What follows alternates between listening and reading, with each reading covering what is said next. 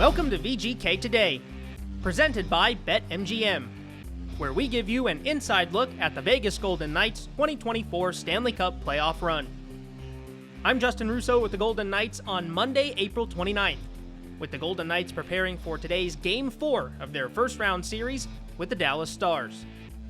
Vegas dropped Game 3 on Saturday night in overtime on a goal scored by Wyatt Johnston late in the first OT period. And though the result didn't go Vegas' way, they have a clear picture of how they want and need to improve, and faith that those improvements can lead them back to victory, coupled with the play of Logan Thompson, whose outstanding performance last time out was instrumental in really even getting the game to overtime in the first place. Now ahead of Game 4, this battle-tested VGK group will look to get back to their game against the Stars and take a 3-1 series lead with them back to the Lone Star State ahead of Game 5. After the break, Dave Goucher catches up with one of those battle-tested and experienced veterans in the VGK locker room as he chats with last year's Conn Smythe Trophy winner, Jonathan Marchessault.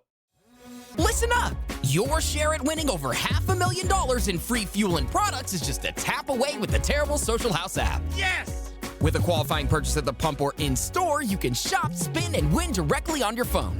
Win free products that you can redeem instantly in-store, or if you're feeling lucky, you could land on free fuel towards your next fill-up. Shop, spin, and win. Download and play today. Terribles. Deliberately different since 1959. Go to terribles.com for more details. Jack Daniels has always made whiskey, and if they have it their way, they always will. But there's one thing Jack can't make more of: moments. Those are on us to create. You see, hockey fans, we only get one shot at this thing called life. So let's make sure we're making the most of every moment, whether it's showing up for our team or sipping a glass of Jack while cheering at the radio. Don't let a single moment go to waste. Make it count. Jack Daniels. Tennessee Whiskey, 40% alcohol by volume. Jack Daniel Distillery, Lynchburg, Tennessee. Jack Daniels and Old No. 7 are registered trademarks. Copyright 2022 Jack Daniels. All rights reserved. Jonathan, as you head into a fourth game now with this series, you've been here since day one, and I guess my first question would be, you've seen a lot of good goaltending performances. Where does the one you saw from LT rank up in Game 3? Yeah, it was up there. Obviously, we're really happy that he played like that, give us a chance to win in one of those games that we didn't deserve to win necessarily, but it would have been nice to get that for him, but just to see that he can perform at a high level like that, it gives us a lot of energy for the future, for sure. When you guys come back the way you did, but then fall short, and he plays as good as he did, how do you process all that as you move forward into another big game in Game 4? Yeah, it's the beauty of playoffs. It's everybody needs to reset. It's a new day, and we're focusing on Game 4. We definitely have things that we got to do better, but we're aware of it, and we're going to adjust certain things as well.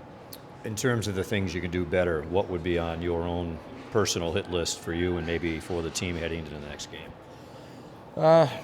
Every day I'm just trying to help my team win a hockey game. I think I had better effort to give to my teammates. Not necessarily happy with the performance we had as a team and I had as well. So, but like I said, it's one of those things that you move on, and we're focusing on the next game. When you go through, say, the first 30 minutes of the game the other night in real time, you can see it's not going your way, and I'm sure you can feel it. What can you do to try to change it when you're in the middle of it? Yeah, it's sometimes it's just to get in the mindset, and it's momentum swings and all that kind of stuff. I feel like we didn't have a lot of the momentum yesterday. We played well. We came back in the second period, but except that, I don't see us building our game, and I think that's what was a little disappointing. How quickly do you rinse things in the playoffs and move forward? The next day. I mean, you have to. Obviously, we're disappointed of the outcome and all that, but I mean, just the next day. Now, today it's a new day, and I'm recovering from our day and doing everything I can to be ready for the next game. You know, you've been to two finals. Obviously, you won the Cup last year. In the playoffs, how do you manage these momentum swings game to game? How have you learned to manage that over the years? I think it just comes with experience. It's one of those things that you acquire when you get in certain situation, and as a team and organization, I think we've been a lot in those situations. So a lot of guys, we know how to handle it, and definitely happy to be battling with those guys and excited for tomorrow. So what's that environment like? We've been here for so long, but T-Mobile in the playoffs, what's it like to be in the middle of it as an athlete? Well, I mean, I wouldn't want to be anywhere else. I'm definitely happy to be here. It's such a great vibe, great atmosphere, not just at T-Mobile, but the environment around it, and like all the cities behind us, and it gives us a lot of energy, and we want to show up for our fans next game. What's been some of the problems that Dallas has posed, do you think, as this series has gone on? You have 2 real good wins on the road, and then Game 3 doesn't go the way you want. I mean, they're the first team in the West for a reason, right? They've played really well all year. They've been a good road team and a good team overall. So it's on us to. We didn't think it was going to be an easy series, so and I don't think we're going to go 16-0. So it's one of those things that sometimes it's hard after your first loss, but we got to realize that it's a long journey ahead of us, and we got to just focus on the best team in the West. And I think it's going to be a good series. Did you learn that last year too? That you guys dropped the opener against Winnipeg, right? And then you won 4 in a row. That it's not supposed to be easy if you're going to get to where you want to go. Yeah, I mean, it's definitely it's always hard. There's always adversity during the series, and it's the beauty of the game. And I mean, everybody embrace it right now, and we're in it. So definitely excited. And on a game day, are you a napper? Will you have a nice rest time between the morning skate and the opening faceoff? Always a good little nap. Probably an hour and a half. Not many jobs in the world, I say, you can take a nap in the middle of the day and not get fired, so it's a pretty good gig. Yeah, I mean, it's definitely lucky. I work hard to put myself in that situation, and I enjoy my naps. Marcy, thanks for this, and good luck as you move forward into Game 4. Thank you. Well, never a bad idea to get a nice nap in, and hopefully Jonathan sleeps soundly ahead of Game 4 to get himself ready to go at T-Mobile Arena tonight. Jonathan touched a bit on the ways in which the team will reset after the Game 3 loss, and on Sunday, Bruce Cassidy also shared some thoughts on how he'll help the group move forward into Game 4. When did you start building for tomorrow? Did it start last night? Was it, and what's been the process in terms of you addressing and looking at and showing the team things? Nothing happened last night. I think everyone late night got home, hopefully got a good night's rest. We looked tired on the ice, so that's step 1. Step 2, we had a meeting today. Talked a bit about, we didn't get into the specifics of the game other than it is the time of year you do have to be a little bit selfish with your time as a player.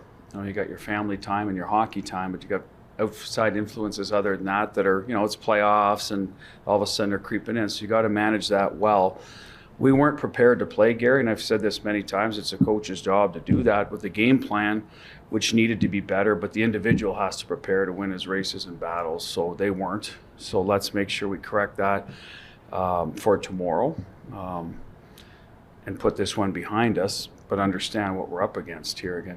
And I mean that by the Dallas Stars and how they played last night.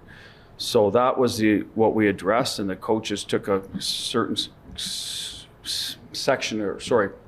groups of position players and went over a couple of things, but we didn't want to hammer them with video today because none of it is positive.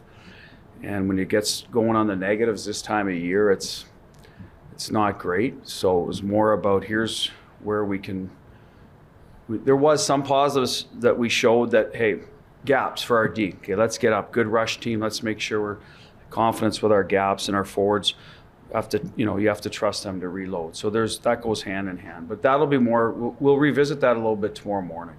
So I do believe our guys after last night don't need to be hit over the head, but they need to get their rest today and be better prepared to play tomorrow for their part, and we'll do our part in the morning on game plan. So that's how today went. It's only 1 o'clock, so I don't know how the rest of the day is going to go, but hopefully they sort of enjoy it, get away from the rink, and be recharged for tomorrow. Hear so many times about players teams being able to turn the page, veteran clubs. How do you handle it? Do you want them to rinse last night or use it as motivation? Well, I always prefer the latter, so that, that's how you usually get a response. You got pride. You don't want to look like that again. you have to rinse some of it because you can't keep beating them over the head with it. I mean, we weren't good. We acknowledge that. So it's a bit of both. We're going to rinse most of what we did poorly in terms of video. The teaching part becomes a little more of, okay, here's what we need to do better against Dallas, and show some things that we did do better against them. And wouldn't be a lot from last night, but certainly from game 1 and 2. We might even go back to last year. I've done that with almost every one of our meetings, some clips from last year of what could be effective, because they're similar. No two teams are the same, but similar staff, similar players, so their style of play. Things always change, and maybe that gets them in a positive mindset because it went well for us last year. Interesting to hear the ways Bruce handles the group after a loss, trying to really keep them in a positive mindset while still acknowledging what went wrong in Game 3 and how they can improve their game the next time out. We'll step aside, and when we come back after the break, we'll recap a busy Sunday in the NHL playoffs and take a look at what else is coming up for Monday's playoff schedule. Vegas! On behalf of Knock the Injury Law, Golden Pipes, Carnell Johnson. If you've been hurt, Knock the is the word. Call 702-INJURED. For Han Nakvi with Nakvi Injury Law. Imagine you've been injured in an accident. Now, do you want an assembly line law firm that treats you like a number and settles early for easy money? Hell no. Call me now for a free consultation at 702-INJURED. Hello, I am Kerry Buboltz, President and CEO for your Vegas Golden Knights. I am a proud board member of the Nevada Donor Network Foundation. With over 600 Nevadans waiting for a life-saving organ transplant, we can all do our part to bring hope to those waiting. I am partnering with Nevada Donor Network to raise awareness about registering to be a hero. I am a registered organ, eye, and tissue donor and proud Nevadan. Are you? Join us at wearenevadans.org. A jam-packed Sunday in the NHL with 4 games on the schedule, 3 of them coming from the Western Conference. First up, it was the Colorado Avalanche hosting the Winnipeg Jets in Game 4. Avalanche looking to win their 3rd straight game in this series after dropping the opener in Winnipeg, and they did just that. A decisive 5-1 victory for the Avalanche against the Jets, and they now take a 3-1 series lead with them back to Winnipeg for Game 5. So it looked like a bit of an issue for the Avs in Game 1, giving up 7 goals in a loss. The Avs have righted the ship, and they are now firmly in control of this series, with things shifting back north of the border. Second game of the day was perhaps one of the more wild ones we've seen in recent playoff memory. The Nashville Predators at home hosting the Vancouver Canucks in Game 4, and it all looked to be in Nashville's favor with a 3-1 lead late in the 3rd period. Brock Besser had a lone goal early on for the Canucks in the first, but he struck again with just under 3 minutes to go in the 3rd, and then again with 8 seconds to go in the 3rd period as the Canucks rally back to force overtime, and just a minute into the extra frame, Elias Lindholm ends the game and sends the Canucks back to British Columbia with a 3-1 series lead. And boy, for the Predators, they had it all right there. A 2-2 tie in the series was just a couple of minutes away, and it hurts a bit more because just moments before Brock Besser tied the game, Colton Sissons for the Predators had an empty net, and he missed it on a backhand shot as it went off the post and out. Predators weren't able to score, Canucks took advantage, and they win the game in overtime. An insane comeback for the Canucks, the top team in the Pacific Division this year. Later on, we had the Rangers in Washington, D.C. taking on the Capitals, and the Rangers become the first team to advance to round 2 with a 4-0 series sweep of the Caps, winning 4-2 on the road. Late game came from LA, where the Kings were hosting the Oilers, and this was a weird one because we expect so much offense between these two teams, and really we've seen a lot of offense in this series, but it was a 1-0 win for the Oilers. Stuart Skinner with a 33-save shutout of the LA Kings, Evan Bouchard providing the only goal of the game on the power play in the 2nd period from Leon Draisaitl and Connor McDavid, and the Oilers only register 13 shots on goal, but it's all they needed to win as they take a 3-1 series lead with them back to Edmonton. A bit of a lighter schedule on Monday night. Of course, we know the Golden Knights will be hosting the Dallas Stars in Game 4, but the game prior to that will come from Sunrise, where the Florida Panthers host the Tampa Bay Lightning in Game 5. Florida raced out to a 3-0 series lead. Tampa Bay fought back to keep themselves alive on home ice in Game 4. And now the series shifts back to South Florida, where the Panthers will look to become the second team overall and the second team out east to clinch their spot in the second round. So the Panthers will look to take care of business, so too will the Golden Knights on home ice. Puck drop is set for 6:30 p.m. from the Fortress. VGK looking to become the next team in a long line of them that we talked about yesterday that have grabbed a 3-1 series lead. And if the Golden Knights do, a reminder that when the Golden Knights win, you win as well. Enjoy 31% off menu-priced pizzas at Pizza Hut the day after each win using code VGKWINS on pizzahut.com. Thanks as always for tuning into VGK Today. Be sure to rate, review, and subscribe on your preferred podcast platform, as we'll be back every day throughout the 2024 Stanley Cup playoffs with new episodes. Stay tuned for tomorrow as Shane Knighty joins the show to recap Game 4. Justin Russo signing off for VGK Today, presented by BetMGM.